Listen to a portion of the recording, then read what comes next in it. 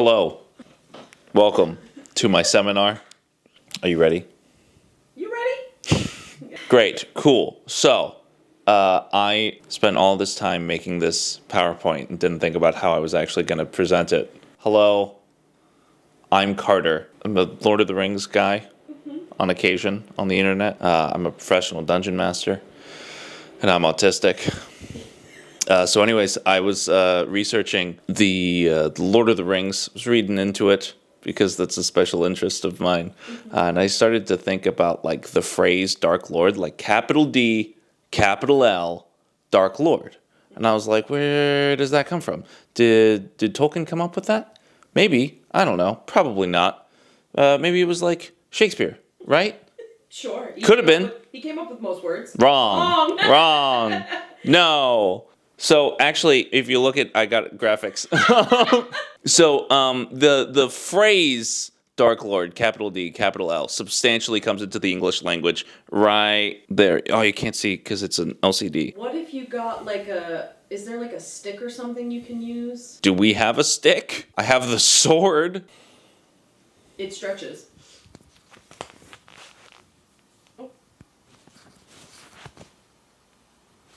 Well, Man down. All right, right there. That's 1954, which is the year that Lord of the Rings is published. As you can see, I have the graphic Dark Lord, capital D, capital L, and then regular Dark Lord. The phrase as like just two words put together has popped up beforehand. There is a non-zero percentage use of capital D, capital L, but it pales in comparison. Clearly, the phrase is brought into the zeitgeist by our good friend JR. Yeah, there's some early references, like, as you can see, this is like 1954 right there. This right here, the 53, the 52, I surmise that is actually Tolkien's letters that he's written to his publisher, because those are published now. So the letters that he wrote to his editor, to his publisher, those are all published. And of course, they were written at a certain time.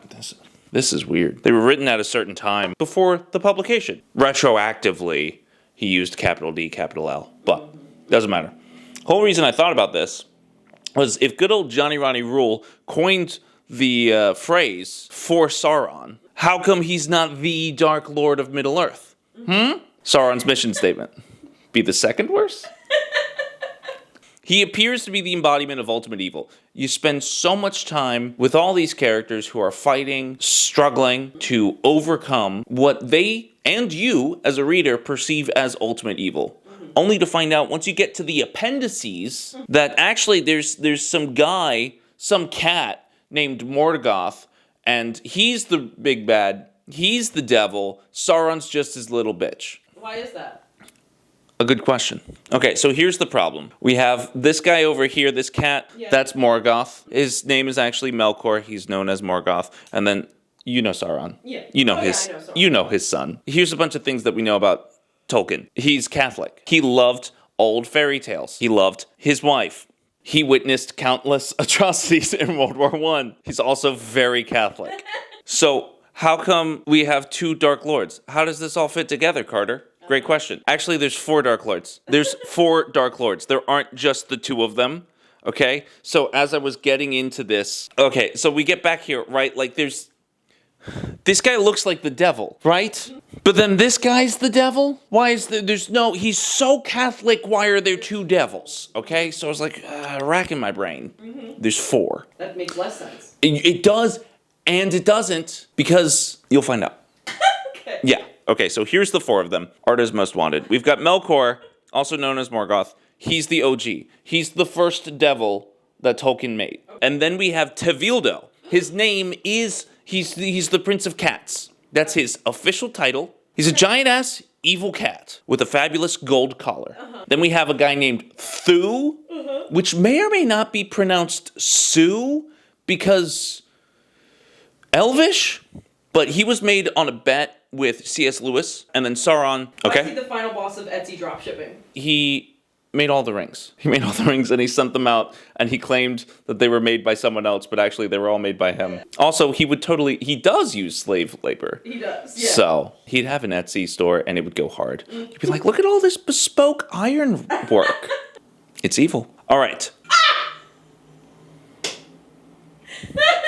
I knew you were gonna like that one. So that's good old Johnny Ronnie in the literal trenches. Okay, so he got engaged the same year that he had to go to war. He got engaged and then he like deferred because he was like, I gotta finish my degree, and they were like, well, I guess the world's ending, but it's not ending that fast. So he enlisted the same year he got engaged, but it doesn't matter. Basically, got engaged, couldn't get married, went to war. He's so lovesick that he has, like, nothing to do to escape the horrors, but to, like, daydream. So he sits down and he starts daydreaming a little fairy tale about him and his Boothang. And so that ends up becoming the story of Beren and Luthien. He actually writes, the very first thing he writes in the legendarium, because he's such a nerd, he's got all these languages. Sindarin is actually called Gnomish, fun fact. The first thing he writes is The Fall of Gondolin, which is like an epic that sort of intersects with a lot of the other storylines of the First Age. It's like a nexus point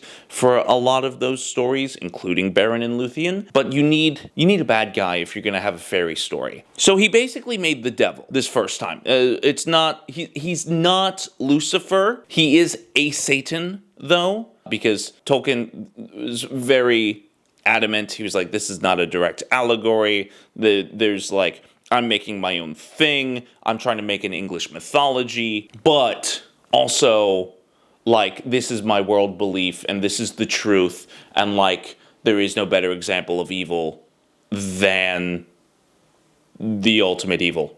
So he's not quite Satan, right? He's kind of Satan. That's Ungoliant, big spider mama. They're stealing the light from the two trees. He's saying, oh my god, you're so annoying. Ungoliant, obviously. She's gonna try and kill him immediately after this scene. Oh, okay. Yeah. So, the lived experience of war and all of its horrors, Tolkien comes face to face with how war is not only fought and the atrocities and the horrific things that people will do, all in the name and in the philosophical direction of good. You see, asserting one's will does arise from an apparently good root, the desire to benefit the world and others speedily and according to the benefactor's own plans. So, like, people trying to do good and bend the world around them is kind of the root of evil, in his opinion, as he's seeing men mustard gas other men, right? But also, he gets taken out. He's no longer fit for battle. Not because he gets shot, not because of gas or anything like that, but because of lice. The awful conditions of the trenches and the breakdown in logistics take him out of battle. Oh, shit. And it gets him thinking about how war is won, which is specifically logistics. So he starts to think about this and he's like, well, if I have a bad guy and this bad guy leads an army, he needs lieutenants. He needs generalissimos, you know? He needs cronies. The entropic downward spiral of time hits him pretty hard. He realizes he can't have just that one bad guy and be done with it. So, he needs a lieutenant. And you could have any number of characters that he's already kind of sort of written as he's molding this story. You've got Gothmog, Glaurung is the first dragon, and Calagon the Black, Drauglin or Karkaroth. He chooses a cat. So Tevildo, he's described as a mighty cat, the mightiest of all, and possessed of an evil sprite. And he was in Melkor. Melkor is called Melko at this point, but I'm just going to call him Melkor. He was in Melkor's constant following. And also, his part was like the roll of drums and his growl like thunder. He's really big. Tevildo is a very special little boy. He's a very special little boy who deserves to be called a Dark Lord for two reasons that I will expand upon. Number one, the evil sprite. All other bad guys that use magic, it's like small-time magic. Glaurung, for instance, he hypnotizes a guy with a stepsister kink. But that's it. It's just one guy. Okay? Tevildo is a level 20 Oathbreaker Paladin. He's got team buffing auras, and he gets all of it through his worship and his devotion to Melkor. His magic augments all of the cats in his castle. All of the other cats in his castle are just regular cats, and then he uses the evil spirit, he like channels the evil spirit of Melkor, and that makes all of these cats giant and ferocious and evil beyond their natural capabilities. Which is really important, because this is the exact same thing that Sauron is going to end up doing in Atlantis. It's not called that. I had a typo, and I was like, no, that's true, though, because it's not technically Atlantis. It's legally distinct. What is it? It's called Numenor, but I like Atlantis. So that's what he ends up doing in Numenor. We'll get to Numenor in a second, because it's wild. Okay. What I found out about Numenor. Also, he's 100% a demon who lives in a cat body, because he lives for thousands of years. He's not just a cat. He lives for thousands of years. He spends most of that time cowering in fear of his responsibilities. Also, eventually, at the end of time, Melkor is defeated. He is thrown into something called the Pools of Twilight. I don't know what the Pools of Twilight are. I searched as much of Tolkien's published writings as I could, and I literally, that one sentence that Christopher Tolkien was like, and he's thrown into the Pools of Twilight. I'm like, what the? No, I don't know what those are. I have theories. I don't know. Regardless, he gets thrown in there and he's like imprisoned. No one comes to rescue him except for our boy, Tevildo. In conclusion, he is a Dark Lord because his magic is super powerful compared to all the other baddies. It comes directly from Melkor in the way that another Dark Lord's evil magic comes directly from Melkor. He is functionally immortal and he is super loyal. So that's Dark Lord number 2, Tevildo. Oh, side note, there's this poem called The Lay of Lethian, which we're going to be moving into. That's where our next Dark Lord number 3 comes from. It doesn't tell the whole story of Beren and Luthien, but it gets past like what was Tevildo's section and becomes this new Dark Lord section. So it's very useful for us. Yeah, Johnny put his whole puss into it, and it is in the middle of the Venn diagram of all of his special interests, and it shows. There's some, I'm going to do a dramatic reading of some of the poem later on in this presentation. Okay. Let me tell you, he popped off. If you like his translation of The Green Knight, you should read it. Tevildo gets replaced by HR, by some guy named Thu, whose resume is entirely Lord of Werewolves, Necromancer. Very important. Remember that. He's pretty much the same as Tevildo, except now his magic is via scatting. He has like a little rap battle with Glorfindel, not Glorfindel, Fingolfin, as if you know, Fingolfin, not Glorfindel. Oh, also, he watches the road to Angband with sleepless eyes of flame. Sure. It's not Sauron. This is a different character, but yet another instance of like a little thing that Sauron is going to become. Okay? And now, a dramatic reading. Men called him Thu, and as a god in after days beneath his rod, bewildered bowed to him, and made his ghastly temples in the shade. Not yet by men enthralled adored, now was he Morgoth's mightiest lord, master of wolves, whose shivering howl forever echoed in the hills, and foul enchantments and dark sigildry did weave and wield in glamoury that necromancer held his hosts of phantoms and of wandering ghosts. Shit goes hard. Sigildry? Bruh! It's real! He didn't make it up. But no one had written it in 1,000 years. Literally, like... The word sigildry? Sigildry. It's like ensorcel, enchantment. Yeah. Damn. He wrote the dictionary. Sure. Literally. Yeah, no, he helped write the Oxford Dictionary. Oh, so then he and his beautiful bride, they have some children. They settle down. They have kids.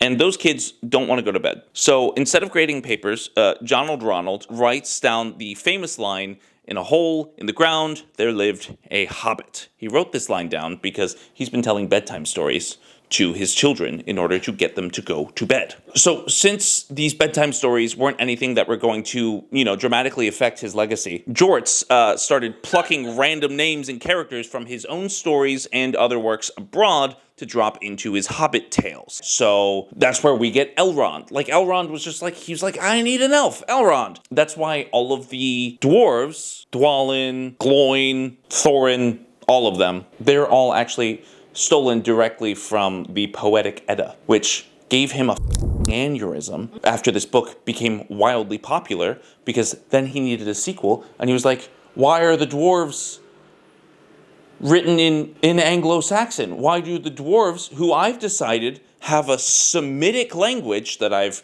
made up, have Anglo-Saxon names? And so it took him 17 years to write a sequel. I'm jumping ahead though. His son Chris demanded some bullshit called internal consistency to these stories, and so Papa Lore started the manuscript of The Hobbit. Famously, he says in one of his letters, he was like telling a story late at night, and he was like, Bilbo hopped out, he opened up his big blue door. Chris goes, it was green. It was green last night when you said it. He goes, that literally, he goes, that damn child. And he runs off and starts scribbling notes and starts working on the manuscript. So we kind of have to like thank Chris. We have to thank Chris for everything. We don't get the Silmarillion.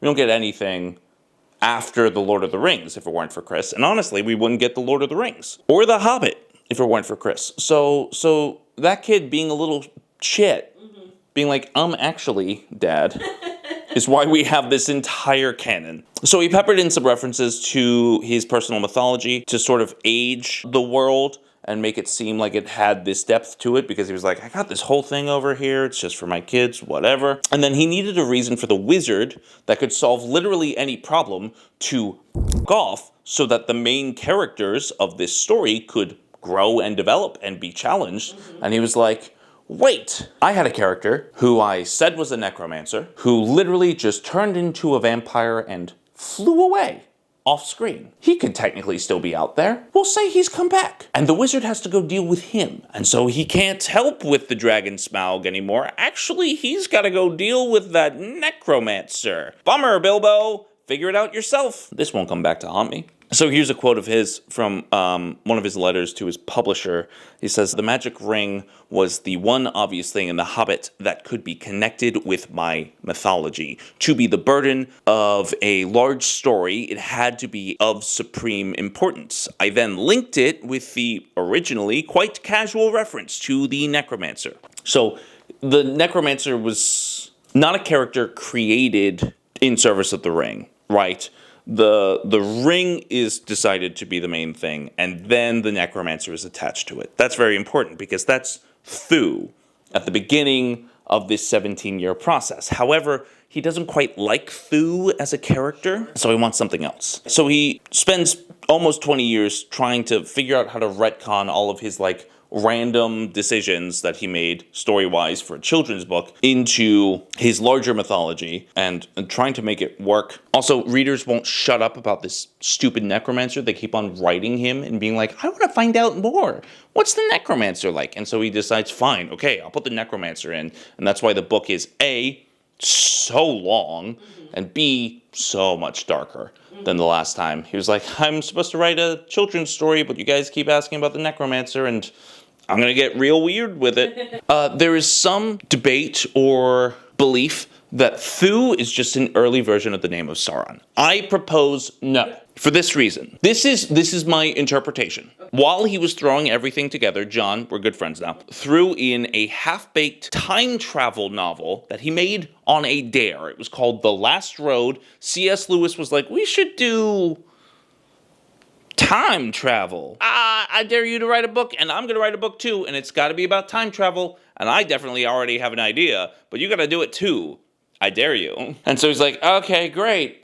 Sure, I guess. The Last Road was a story about a reincarnating pair, like a father and son duo that were reincarnating, and like they were stuck in this endless process. And so there were like 4 timelines, because it wasn't like proper time travel. So it was like the present day, the time of the Saxon kings, Lombardic legend of yore, and then ancient Numenor. So Sauron was originally conceived as a villain for that story as a separate character altogether. He is eventually, promoted from like this throwaway villain to 4th and final Dark Lord. But the reason why some people think they're the same character, he starts out with the name Thu. I propose that this is just because this is just the method that Tolkien has as he's writing. He will need to fill in gaps, and he will take something and throw it in there. Just in the way that he wrote The Hobbit. He needed a bad guy, and he was like, I got this guy Thu. He was was fun.